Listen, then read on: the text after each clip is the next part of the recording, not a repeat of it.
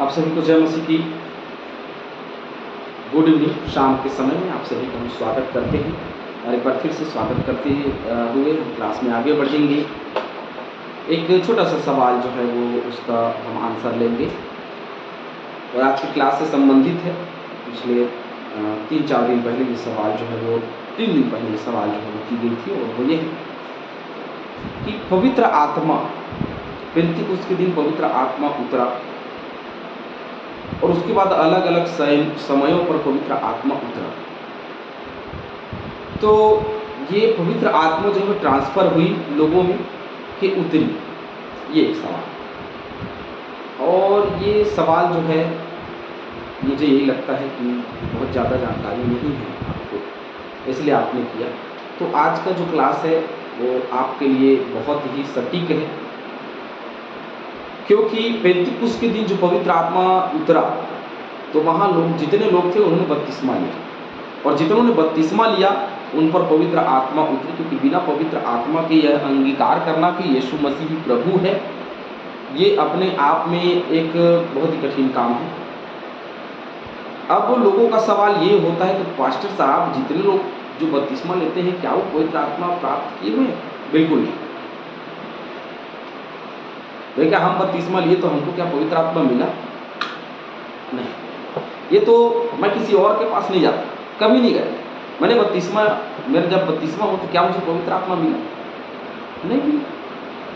तो मैं दूसरे की बात क्यों करूं, है ना? तो ये अपनी अपनी सोच है, अपनी अपनी बातें हैं और अपने अपने संस्थागत या अपने अपने पासवान के समझाने का या बोलने का तरीका है। और उससे यह पता चलता है कि पवित्र आत्मा जो है वो आपके लिए क्या है। यदि पवित्र आत्मा है तो आप किसी की नहीं सुनोगे, सिर्फ वचन की सुनोगे। किसी की नहीं सुनने का मतलब फालतू बातों, अच्छी बात तो सबकी सुननी है ना? तो फालतू बातों पे ध्यान नहीं लगाओगे, मन आपका उस तरफ नहीं जाएगा, परंतु पवित्र आत्मा की तरफ जाएगा, उसकी बातों को, वचन की ओर जाएगा। तो पवित्र आत्मा प्राप्त कैसे करें? तो मैंने आपको बताया था कि पवित्र आत्मा के लिए क्या है, पाना है, ठीक है। पहले अपनी ज़िंदगी को बदलना पड़ेगा, मन फिराना पड़ेगा, तो बाकी चीज़ें आएंगी अपने आप। मन फिराइए, प्रार्थना करिए। अब लोग प्रार्थना कर रहे हैं, मन बदला ही नहीं। पवित्र आत्मा के लिए लोग उपवास के साथ प्रार्थना कर रहे हैं। मन बदलेगा तो पवित्र आत्मा ऑलरेडी आपके अंदर आ जाएगा, क्योंकि उस मन मंदिर में वही बसता है। मन मंदिर में वो पवित्र आत्मा का मतलब होता है पवित्र आत्मा। दोनों का अलग करिए ना। पवित्र आत्मा वो नाम नहीं है। हमको लगता है कि वो नाम है पवित्र आत्मा। भाई अशुद्ध आत्मा क्यों बोलते हैं? क्योंकि वो सताती है, वो डाह करती है, इसलिए अशुद्ध आत्मा। अब पवित्र आत्मा क्यों बोलते हैं? क्योंकि वो पवित्र है और पवित्र जगह में रहता है। गंदगी जगह में वो नहीं रहता, पवित्र जगह में रहता है, इसलिए उसको पवित्र आत्मा कहते हैं। अपवित्रता का यदि मेरा जीवन है और मैं ये कहूँ कि भाई मेरे अंदर में पवित्र आत्मा है, तो मैं झूठ बोल रहा हूँ। और किससे बोल रहा हूँ पता है आपको? ऐसा लगता है अरे मैं तो इंसान से, मैं पास्टर हूँ, मेरे को लगता है अरे मेरे को जो सुन रहा है मैं उससे झूठ बोल रहा हूँ। नहीं, उससे झूठ नहीं बोल रहा, आप लोग से झूठ नहीं बोल रहा हूँ। आप लोग को तो यकीन आ जाएगा ना कि नहीं, आपको लगेगा अरे हाँ ठीक है पास्टर साहब के पास। लेकिन नहीं है तो, यदि गंदगी मेरे अंदर में तो क्यों रहेगा पवित्र आत्मा? और मैं है बोल रहा हूँ तो वचन कहती कि सब के विरुद्ध में बोला जा सकता है, लेकिन पवित्र आत्मा के विरुद्ध में कुछ ना बोला जा सकता, कुछ नहीं बोल सकते, उसका दंड है ना? तो पवित्र आत्मा उतरी, आने वाले दिनों में भी उतरी, आज भी उतरी, जैसा हम चाहते हैं हमारे लिए।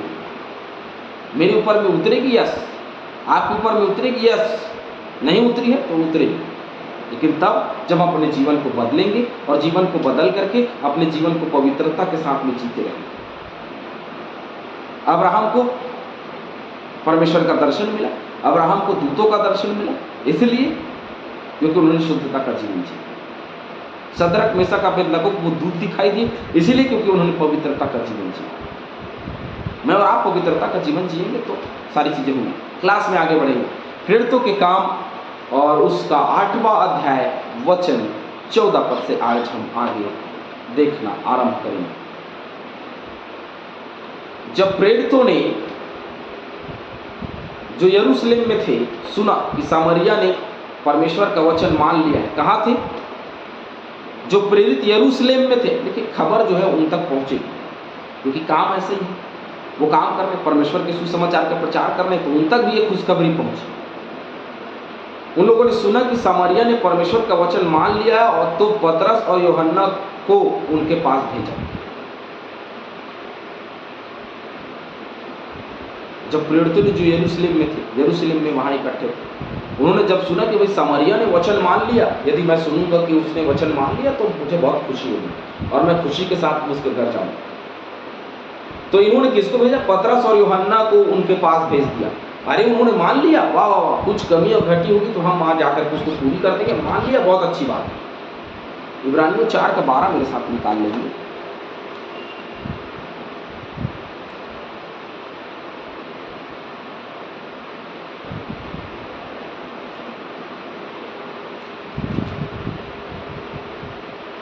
क्योंकि परमेश्वर का वचन जीवित क्यों मान लिया जाता है? क्योंकि परमेश्वर का वचन जीवित, प्रबल और हर एक दो धारी तलवार से भी बहुत चोखा है और जीव और आत्मा को गांठ गांठ गूदे गूदे को अलग करके वार पार छेदता है और मन की भावनाओं और विचारों को जांचता है। ये परमेश्वर के वचन की विशेषता है। और इतनी विशेषता से भरा ही वो वचन को कौन नहीं मानेगा? तो वचन को उन लोगों ने मान लिया है। लूका 22 का 8 भी निकालते हैं। चलिए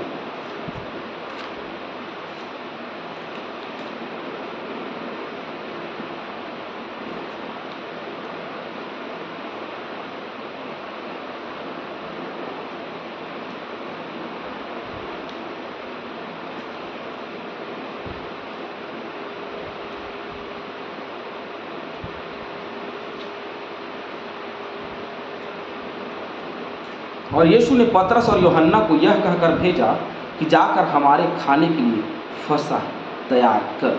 और यीशु ने पतरस और यूहन्ना को, तो यीशु ने पतरस और यूहन्ना को हमेशा अपने पास रखा और हमेशा उनको ही सारे काम को सौंपा।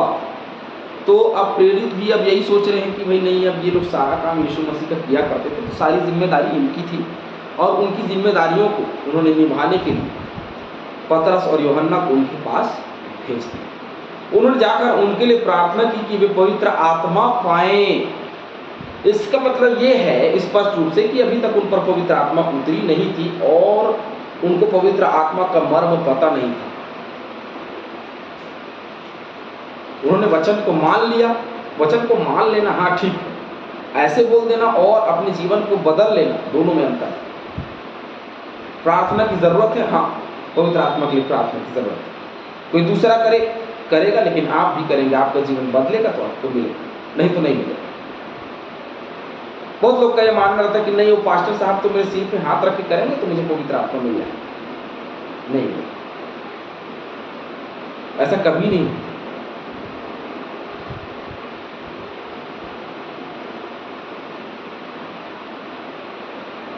क्योंकि वह अब तक उनमें से किसी पर ना उतरा था। उन्होंने तो केवल प्रभु यीशु के नाम में बपतिस्मा लिया था। मैंने कहा ना, केवल यीशु मसीह के नाम में उन लोगों ने बपतिस्मा लिया था। उन्होंने विश्वास नहीं किया था कि वो उद्धार करता है और वो ये है वो है। वो सिर्फ इतना उनके मन में था कि यीशु मसीह का नाम है और उसके नाम से लोग चंगे हो रहे हैं तो बपतिस्मा लेना है, और ले लिया उन लोगों ने। ऐसे होता है। देखिए, मैंने कहा ना कि बपतिस्मा के बाद पवित्र आत्मा सबके ऊपर में नहीं उतरती। क्यों? क्योंकि हम सिर्फ बपतिस्मा लेते हैं। कई लोग शादी के लिए बपतिस्मा लेते हैं और कई लोग और किसी चीज के लिए लेते हैं। कई लोग तो इसलिए लेते हैं कि हम मसीह की कलीसिया के मेंबर हो गए। कई लोग इसलिए होते हैं कि अरे यार हमारा उम्र हो गया तो अब क्या है, हमारे दोस्त लोग सब ले लिए तो हमको भी ले लेना। तो देखा हिचकी, मतलब एक दूसरे को देख करके हम लोग क्या करते हैं, खरबूजे को देख करके खरबूजा रंग बदल ले, वैसे हम लोग क्या करते हैं, बपतिस्मा कोई ले लिया तो हम भी बपतिस्मा ले लिए। ऐसा नहीं है। फिलिपियों की पत्री और उसके दूसरे अध्याय 11वें वचन में जो बात लिखी है वो पूरी होनी चाहिए कि हर एक जीव यीशु मसीह का अंगीकार करना। यीशु मसीह के नाम से बपतिस्मा लेना और यीशु मसीह का अंगीकार करना दोनों अलग बात है। तो अभी तक समरिया के लोग, जो समरिया के लोग थे, उन्होंने यीशु मसीह को पूरी रीति से ग्रहण, उसके नाम का बपतिस्मा जरूर लिया, लेकिन उन्होंने उसको स्वीकार नहीं, अंगीकार नहीं किया उसका। अभी तक उन्होंने अपने हृदय को परिवर्तित किया और बपतिस्मा लिया अपनी जगह, लेकिन अंगीकार करना कि यीशु मसीह ही प्रभु है, तब पवित्र आत्मा आएगा। और जब हम प्रार्थना करते हैं, प्रार्थना के बिना सारी चीजें जो है अधूरी। मांगो तो तुम्हें मिलेगा, तो पवित्र आत्मा मांगने से मिलेगा, लेकिन हमारा जीवन उस लायक होना चाहिए, तब पवित्र आत्मा हमारे जीवन में प्रवेश करेगी, नहीं तो वो नहीं करेगी। अब इस एक तरफ हम क्या कर रहे हैं, नशा कर रहे हैं, एक तरफ गाली गलौज कर रहे हैं, एक तरफ चुगली कर रहे हैं, पासवान का चुगली कर रहा, और ये उसका चुगली कर रहा, वो उसका चुगली कर रहा, और चर्च में आकर के हैं, और चर्च में आकर के अन्य भाषाओं का इस्तेमाल करना, चर्च में आकर के बड़ी बड़ी प्रार्थनाओं को करना, चर्च में आकर के बड़े बड़े संदेशों को देना, ये पवित्र आत्मा का छाप नहीं है। वो स्पष्ट रूप से दिखाई देता है कि सामने वाला व्यक्ति जब वो दिखावा कर रहा है, क्योंकि एक तरफ पाप है और दूसरी तरफ हम पवित्र आत्मा के वरदान का हम यदि दिखावा करते हैं, तो दोनों जीवन को देखा जाता है, तो दोनों जीवन में लोगों को समझ में आता है कि नहीं, ये दिखावा करता है। तो उस दिखावे से परे, उस दिखावे से अलग हमको जाना पड़ेगा, जिसको बोलते हैं जीवन का बदलना। और प्रचार आरंभ करने से पहले यीशु मसीह क्योंकि मार्ग की तैयारी करने के लिए जब यूहन्ना बपतिस्मा दाता आया, तो स्पष्ट रूप से उसने यही कहा कि आप मन परिवर्तित कीजिए, क्योंकि स्वर्ग का राज्य निकट है। तो मन का परिवर्तन होना बहुत जरूरी है। मेरे और आपका मन यदि परिवर्तन नहीं हुआ है, तो बपतिस्मा ले लीजिए, जो करना है कर लीजिए, पवित्र आत्मा का छाप हमारे जीवन में नहीं पड़ेगा। पवित्र आत्मा का छाप हमारे जीवन में तब पड़ेगा जब हम यीशु मसीह का अंगीकार कर लें, और अंगीकार हम तब करेंगे जब हमारा जीवन बदल जाए। ये पवित्र आत्मा का हमारे जीवन में आने का रास्ता है, जो रास्ता बनाती है, और इस रास्ते के अलावा और दूसरा कोई रास्ता नहीं जिससे पवित्र आत्मा हमारे जीवन में आए। अंगीकार करें, अपने आप को बदलें, अपने मन को फिराएं, तो वो रास्ता खुलता है और पवित्र आत्मा हमारे जीवन में प्रवेश करता है। यीशु मसीह के ऊपर में पवित्र आत्मा तब उतरी जब उसने बपतिस्मा लिया। लोगों का ये मानना नहीं, ये एक जल संस्करण था, जिसके बाद में परमेश्वर का प्रसन्न होना, वो इसलिए प्रसन्न हुआ क्योंकि अब वो उसकी इच्छा को पूरी करने के लिए निकला। तो मैं और आप परमेश्वर की इच्छा को जब पूरी करने के लिए निकलते हैं, तो अपने आप ही पवित्र आत्मा की छाप हमारे जीवन में लगती है। 17 पद में जो बात लिखा है, तब उन्होंने उन पर हाथ रखे और उन्हें पवित्र आत्मा पाया। अब प्रेरितों ने उन पर हाथ रखे और उन्होंने पवित्र आत्मा पाया। ऊपर में कहा उनके लिए प्रार्थना की तो पवित्र आत्मा पाया। 15 पद में उन्होंने जाकर उनके लिए प्रार्थना की तो पवित्र आत्मा पाया। दूसरे बात में लिखा है, तब उन्होंने उन पर हाथ रखे और उन्होंने पवित्र आत्मा पाया।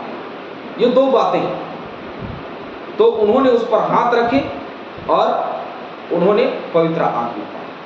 तो एक सामर्थी व्यक्ति एक सामर्थ्य से भरा हुआ, एक अधिकार से भरा हुआ, यदि किसी के सर पे हाथ रखे तो वो चंगा हो सकता है, तो हो सकता है।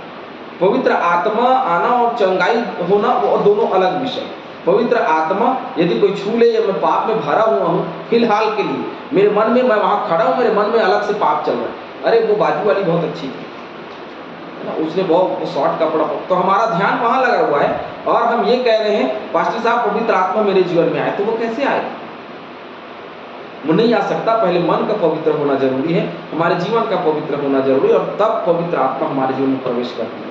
मैंने कहा पवित्र आत्मा का नाम नहीं है पवित्र आत्मा, आप टाइटल मत सोचिए कि पवित्र आत्मा है, नहीं। अशुद्ध आत्मा जैसे कहते हैं, वैसे ही हमने एक आत्मा जो परमेश्वर की है उसको हमने पवित्र आत्मा कहा,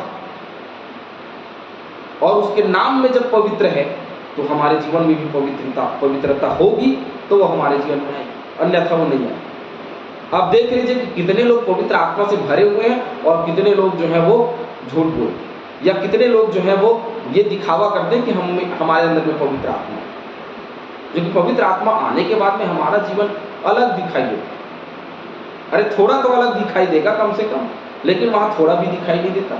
लोग बोलते चलो मान लो, तो ठीक है, मैं भी कहता हूँ मान लेता हूँ, थोड़ा तो दिखाई देना चाहिए, तो थोड़ा भी दिखाई नहीं देता। जैसा पहले का जीवन वैसा आपका जीवन, तो वो पवित्र आत्मा नहीं है, परंतु वो एक प्रकार का दिखावा है जो मन को भरमाता है। उससे बचे, ऐसे लोगों से बचे।